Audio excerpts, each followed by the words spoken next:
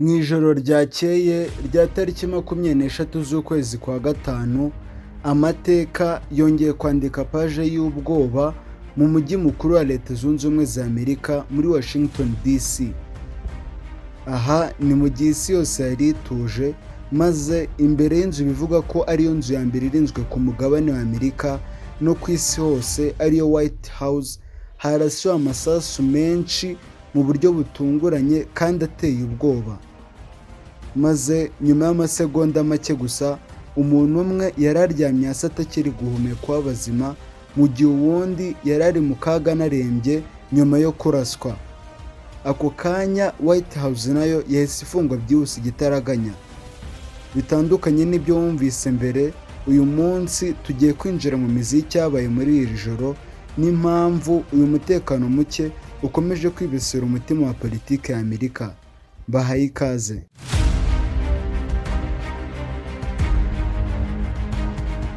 Dukurikije ripoti y'ibiro bishinzwe umutekano wa perezida USA Secret Service, ibintu byatangiye mu buryo busanzwe, aho ku isaha y'isaa 12:07 umusore witwa Nasir Best w'imyaka 21 yageze ku muryango usakirwaho abantu berekeza muri White House.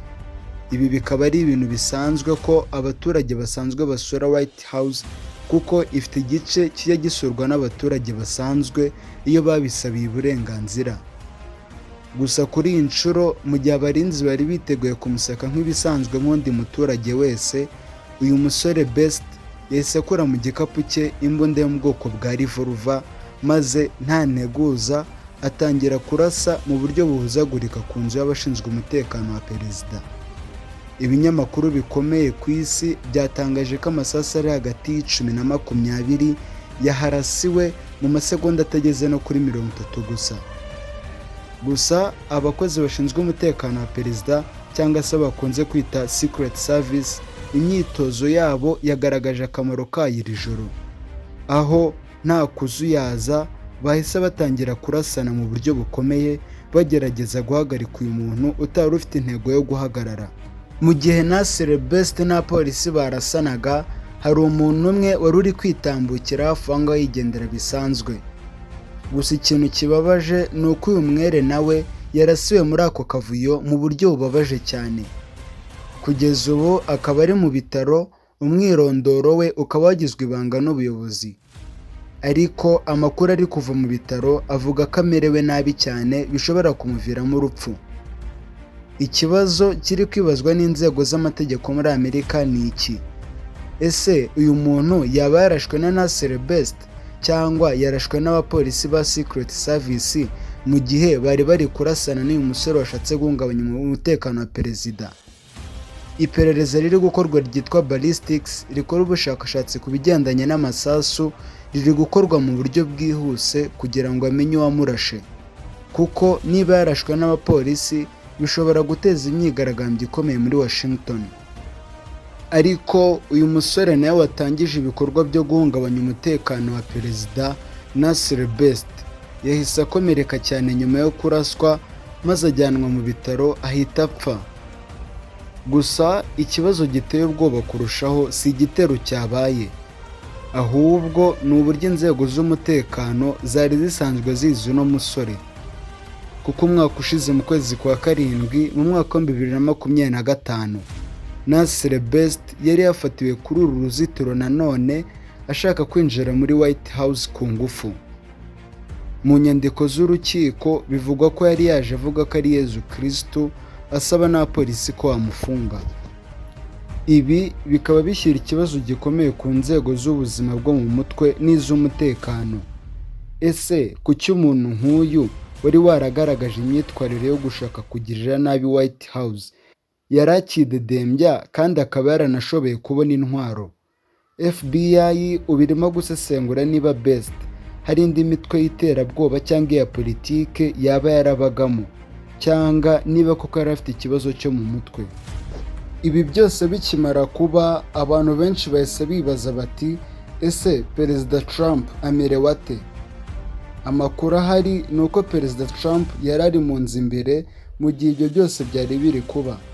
kandi ko yari atekanye nta kintu cyamuhungabanyirije umutekano. Iki kikaba ari igitero cya gatatu kibereye hafi ya Perezida Donald Trump mu kwezi kumwe gusa, nyuma y'ibyabereye mu birori by'abanyamakuru Correspondents' Dinner n'ibyabaye ku rwibutso rwa Washington Monument. Ikibazo cy'umutekano wa perezida cyabaye ihurizo. Ese inzego z'umutekano zaba zifite icyuho, cyangwa se uyu mwaka wa 2026 waba ari umwaka w'imvururu za politiki zidasanzwe? Abahanga mu by'umutekano bavuga ko hari ubwoko bushya bw'iterabwoba rishingiye ku bantu ku giti cyabo, cyangwa se icyo bita individual radicalization. Ibinyamakuru nka The Washington Post bivuga ko Kongere y'Amerika ishobora guhagarika ibindi bikorwa byose ikabanza kwiga ku mutekano w'umujyi wa Washington, kuko imvururu zikomeje kwiyongera uko bwije n'uko bukeye. Ndetse abahanga mu by'umutekano bavuga ko ubu White House iri mu bihe byitwa high alert, kuko niyo umugizi wa nabi apfuye icyo asize nyuma nicyo kiba ari kibi kurushaho, aricyo ubwoba ku mutekano wa perezida wa Leta Zunze Ubumwe za Amerika. Kugeza ubu Amerika iri mu bihe bibi mu byerekeranye n'umutekano wa perezida, aho n'ahantu bivuga ko harinzwe cyane kurusha ahandi hose ku isi hatakizewe 100%. Mu gusoza, ijoro ryo kuwa gatandatu ryarangiye, ariko inkurikizi zaryo ntizirarangira. Nasir Best yapfuye, ariko asize ibibazo bikomeye kurusha ibisubizo inzego z'ubutasi zifite. Ese iki cyari igikorwa cy'umuntu umwe wari ufite uburwayi bwo mu mutwe, cyangwa yari isura y'ikintu kinini kandi giteye ubwoba cyishe mu mwijima wa politiki ya Amerika muri uyu mwaka wa 2026? Mu gihe umwere wakomerekeye muri aya masasu akiri mu bitaro arwana n'ubuzima, n'abashinzwe umutekano barimo gusubiranamo bibaza ukuntu byagenze. Ndabashimiye mwese twabanye muri bino biganiro byacu by'uyu munsi. Mwibutse gukora subscribe no gusharinga kino kiganiro kuri bagenzi bawe. Ibiganiro byacu nakagaruka. Yari Sakalas. Ciao ciao.